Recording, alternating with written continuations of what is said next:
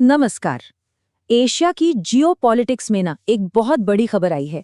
Australia के Loewi institute ने अपनी latest Asia power index report जारी की है और इसके मुताबिक भारत अब ऑफिशियली एशिया की तीसरी सबसे बड़ी महाशक्ति बन गया है। तो आज हम इसी पर बात करेंगे कि इस अचीवमेंट का असली मतलब क्या है और भविष्य के लिए इसके क्या मायने हैं। तो चलिए देखते हैं कि आज हम क्या क्या समझने वाले हैं।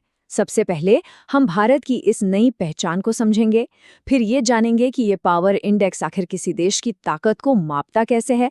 इसके बाद हम भारत के रिपोर्ट कार्ड पर एक गहरी नज़र डालेंगे, इसकी तुलना चीन और अमेरिका से करेंगे और आखिर में बात करेंगे कि यहाँ से आगे का रास्ता क्या है।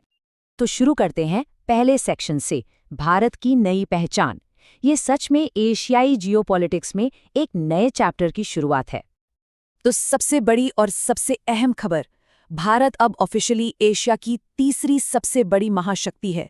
इस लिस्ट में भारत से ऊपर अब सिर्फ दो देश हैं, अमेरिका और चीन। ये अपने आप में एक बहुत बड़ी ऐतिहासिक उपलब्धि है।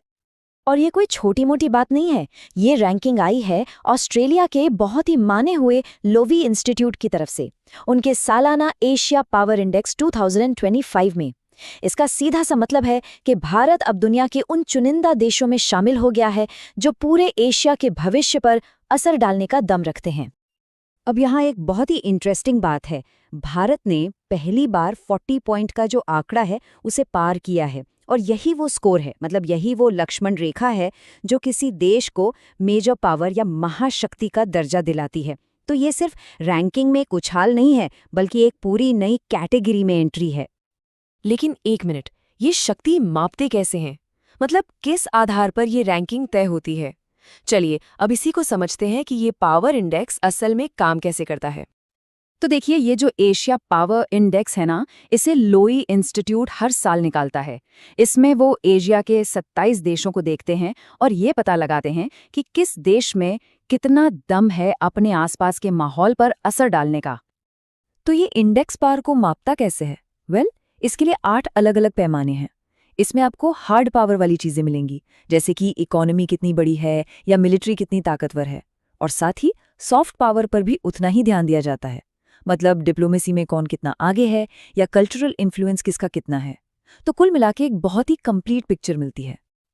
तो चलिए अब सीधा मुद्दे पर आते हैं और देखते हैं भारत का रिपोर्ट कार्ड कैसा रहा है। 2025 के लिए हमारी ताकत क्या है और कहाँ हमें अभी और काम करना है। यहाँ कहानी के दो पहलू हैं। एक तरफ अच्छी खबर यह है कि इकोनॉमिक कैपेबिलिटी और फ्यूचर रिसोर्सेज, मतलब हमारी जो यंग पॉपुलेशन है, इन मामलों में हम दुनिया में तीसरे नंबर पर हैं। ये बहुत बड़ी बात है। लेकिन दूसरी तरफ डिफेंस नेटवर्क्स में हम थोड़े पीछे हैं। क्यों? क्योंकि हमारे अमेरिका जैसे फॉर्मल मिलिट्री अलायंस नहीं है। और हाँ, डिप्लोमैटिक और कल्चरल इन्फ्लुएंस में भी अभी सुधार की गुंजाइश है। अब इस पूरी अचीवमेंट को सही पर्सपेक्टिव में रखने के लिए इसकी तुलना दुनिया की दो सबसे बड़ी ताकतों से करना जरूरी है, अमेरिका और चीन। देखते हैं कि ये फासला आखिर कितना बड़ा है। तो जैसा कि इस चार्ट में साफ दिख रहा है, अमेरिका 81.7 और चीन 73.7 के स्कोर के साथ काफी, मेरा मतलब बहुत आगे है। भारत का स्कोर सिर्फ 40.0 है।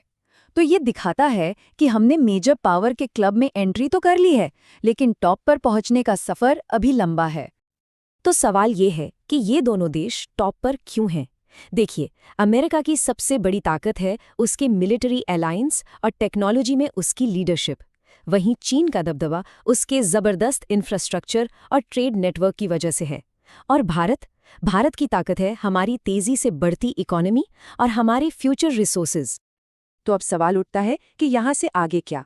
आखिरी सेक्शन में हम यही देखेंगे कि भारत के लिए आगे के मौके क्या हैं और रास्ता कैसा होने वाला है। देखिए, ये रैंकिंग एक तरह से इस बात का सबूत है कि भारत ने पिछले कुछ सालों में आत्मनिर्भरता, डिफेंस प्रोडक्शन और डिजिटल प्रोग्रेस में जो कदम उठाए हैं, वो सही दिशा में है। इससे यकीनन इस पूरे रीजन में भारत का कॉन्फिडेंस और बढ़ेगा। तो भारत अपनी इस पोजीशन को और मजबूत कैसे कर सकता है? एक्सपर्ट्स के हिसाब से 3 एरियाज पर फोकस करने की जरूरत है। पहला, अपने डिफेंस पार्टनरशिप्स को और मजबूत बनाना। दूसरा, अपनी कल्चरल डिप्लोमेसी यानी सॉफ्ट पावर को और बढ़ाना। और तीसरा, दुनिया के मंच पर और भी बड़ी लीडरशिप की भूमिका निभाना। तो आखिर में ये पूरा एनालिसिस हमें एक बहुत बड़े सवाल पर लाकर छोड़ देता है।